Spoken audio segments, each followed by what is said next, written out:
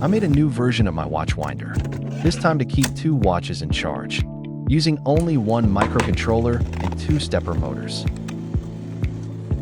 I developed a simple web page, accessible by connecting to the winder Wi-Fi, and where you can configure the number of turns, the rotation speed, and the delay between cycles. I also added two NFC stickers for a quick device configuration. I really like how it turned out with these engravings.